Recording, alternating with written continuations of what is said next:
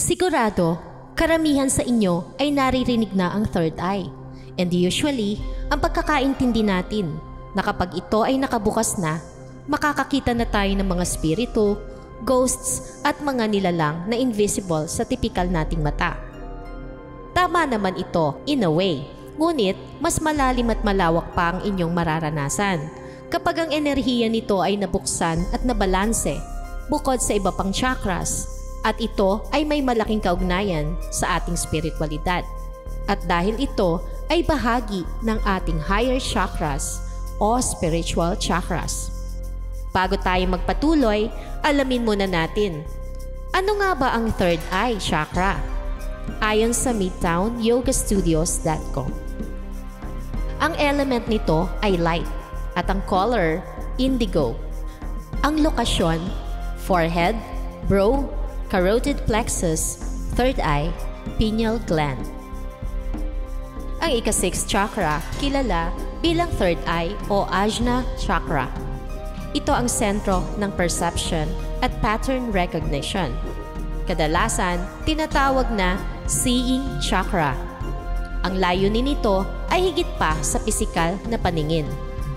Habang ang elemento nito, ang light o liwanag, ay nagpapahintulot sa atin na makita ang panlabas na mundo, ang third eye chakra ay responsable para sa inner vision, ang abilidad na makita ang katotohanan na hindi nakikita ng ating pisikal na mata. Ito ang energy center na nagpapahintulot sa atin to see beyond the surface, tapping into intuition and deeper understanding. Ang chakra na ito ay namamahala sa internal screen kung saan ang memory, imaginations, dreams, and archetypes ay nabubuhay. Ito ang lugar ng ating intuition, gut feeling, at inner wisdom na gumagabay sa atin sa buhay, na may pananaw na higit pa sa logical thinking.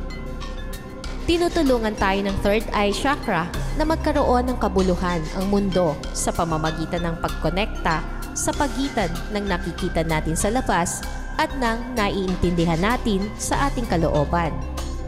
Ito ang ating inner teacher, our source of intuition na nagdadala sa atin patungo sa clarity o kalinawan at kabuluhan sa ating pang-araw-araw na karanasan.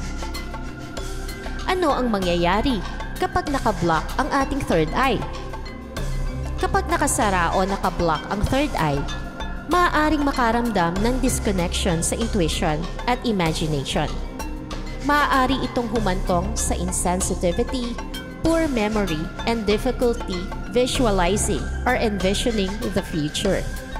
Kapag may lack of energy sa third eye, magiging mahirap na pagtiwalaan ang gut feeling o magkaroon ng klarong desisyon. Maaaring humantong sa pagka-trap o walang kasiguraduhan sa direksyon ng buhay. Ang naka-close na third eye ay maaari ding magresulta ng pagiging narrow-minded, kung saan nakikita lamang ng isang tao ang mundo sa one-sided view at ito lang ang kanyang pinaniniwalaan na tamang perspektibo. Meaning, siya pa rin ay nasa limiting beliefs. Kaya ang kakulangan sa pagiging bukas ay nakakalikha ng denial o hindi pagtanggap na nakakapigil sa growth and deeper understanding. Kapag wala ang flow of intuitive insight, maaaring imposibleng makakonekta sa iyong inner wisdom na magiging mahirap upang magtagumpay sa iyong goals and dreams. At kapag ang iyong third eye ay nakablock, madalas na magkakaroon ka ng sense of disconnection from your path and lacking the clarity needed to move forward. Paano naman kung may excess energy o overactive ang third eye chakra? Kapag sobra ang enerhiya ng iyong third eye, maaari itong humantong sa overwhelming mental activity and distorted perception. Kapag overactive ang third eye, maaari kang maka-experience ng hallucinations, delusions, o vivid nightmares na nakaka-alarma at disturbing. Ang kanilang inner vision ay nagiging sobrang intense na nagdudulot ng pagiging disconnected sa reality na mahirap para sa kanila na matukoy kung ano ang imahinasyon sa katotohanan. In some cases naman, ito ay nagmamanifest bilang obsessive thinking, kung saan nagiging fixated sila sa certain ideas o sitwasyon na nagiging mahirap para sa kanila na makapag-focus sa lahat ng bagay sa labas ng kanilang mental patterns. Kaya, ito ay nakakalikha ng isolation, na mas nakatuon sila sa kanilang inner world at nahihirapang makipag-ugnayan sa external world. Balancing the third eye chakra is essential to grounding this energy, allowing for healthy intuition and clear vision without becoming lost in excessive mental imagery or fantasy.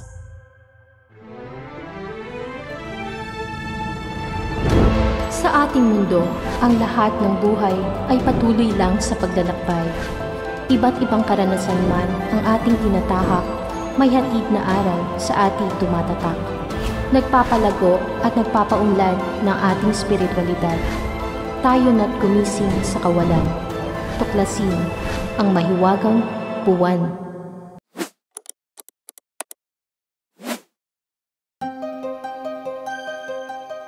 Narito ang 15 signs kung nakabukas na nga ang iyong third eye chakra, ayon sa yourtango.com.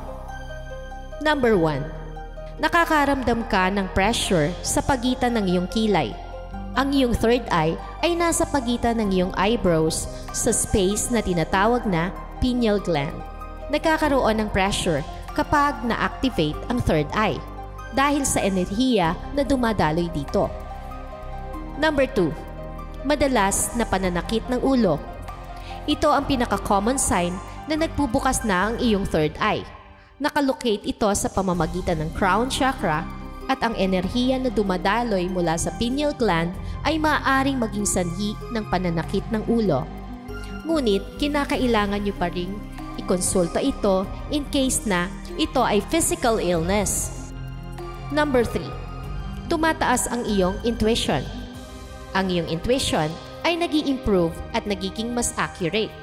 Dumadaan ka sa mga tao at pangyayari kung saan ang iyong enerhiya ay hindi na naaangkop sa kanila.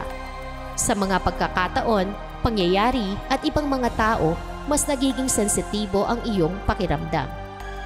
Number 4. Nagkakaroon ka ng realistic na panaginip o vivid dreams. Dumadalas na nagkakaroon ka ng panaginip na akala mo totoo at tumatawid ito sa lucid dreaming, na ibig sabihin, nakokontrol mo o conscious ka sa iyong panaginip.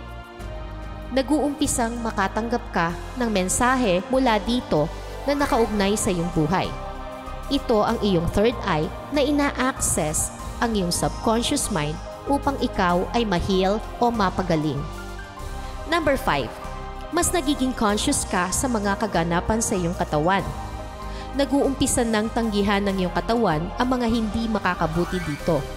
Maaaring maramdaman mong tumigil sa pagkain ng karne at mas maging vegan o vegetarian o i-less ang meat sa iyong diet, o di kaya umiwas sa mga sugary and fatty food dahil sinasabi ng iyong third eye to shift into a healthy lifestyle.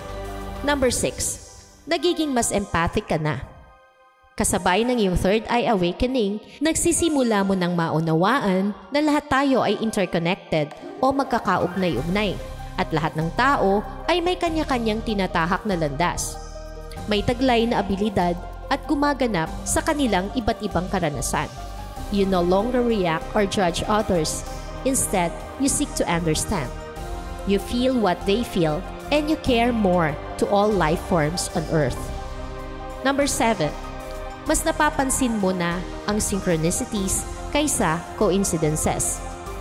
Kapag naka-open na ang iyong third eye, ang mga nagaganap sa iyong coincidences ay mas binibigyan mo na ng mas malalim na kahulugan bilang ito ay nagaganap para sa iyo at hindi lang sa iyo.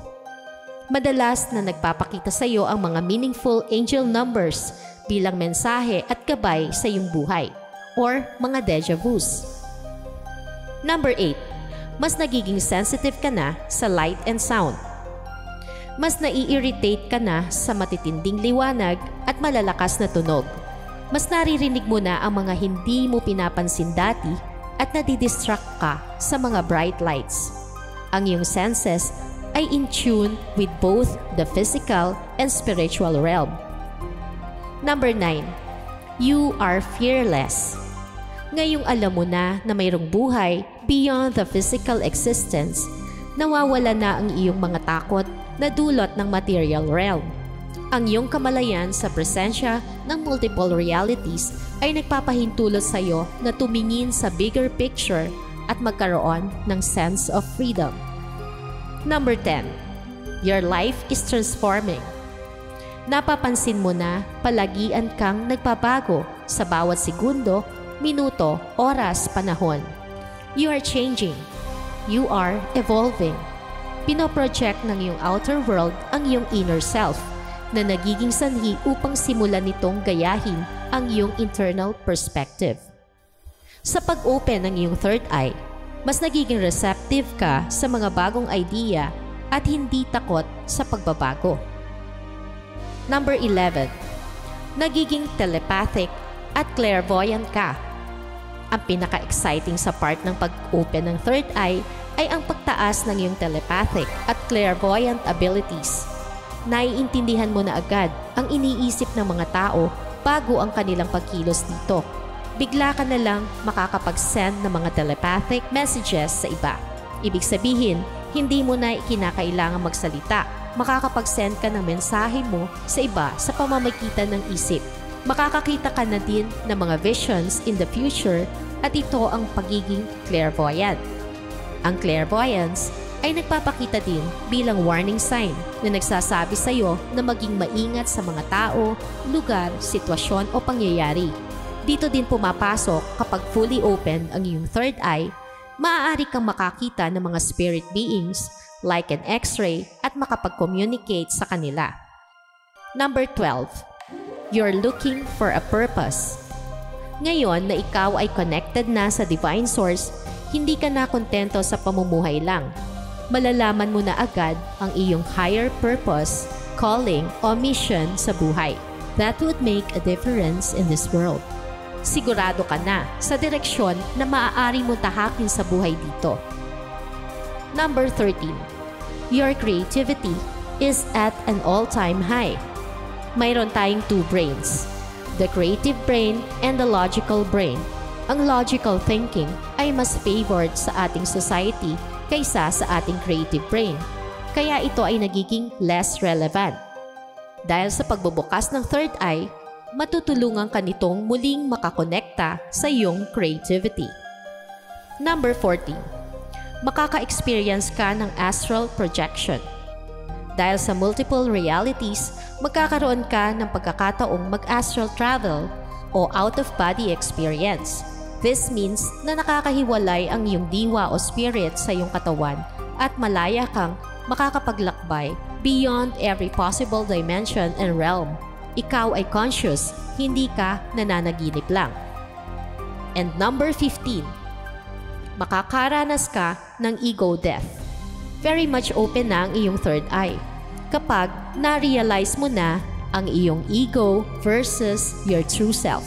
Mag-uumpisa ka nang gumawa ng mga bagay na makakapagbigay sa iyo ng kagalakan at gagawa ng mga bagay na hindi na makakapagpataba ng iyong ego. Tumutulong ang iyong third eye para mabuksan ang mga bagong pananaw sa mundo na makakatulong sa iyo na makita ang mga katotohanan sa iyong sarili. True happiness and love can be found within yourself alone. Maaari mong ma-access ang iyong subconscious at maging fully aware kung anong bahagi ng iyong pagkatao ang kinakailangang malunasan o ma-heal. Mabubuksan ang iyong third eye kung bibigyan mo ng permiso ang iyong sarili upang dumaloy sa iyo ang enerhiya ng third eye chakra. Meditation with pure intention is key. Change is scary, but what's scarier is saying the same and expecting a different result. Ikaw, anong landas ang gusto mong tahakin sa buhay? Ang landas na puno ng takot sa mundo o ang landas na may tunay na kaligayahan, kapayapaan at pagmamahal na malaya mong makakamit kung ikaw ay handa na sa pagiging bukas? Just comment down below kung handa na ba kayong mabuksan ang inyong third eye. So, yun na lamang po muna. Peace, love, and light. Thanks for watching.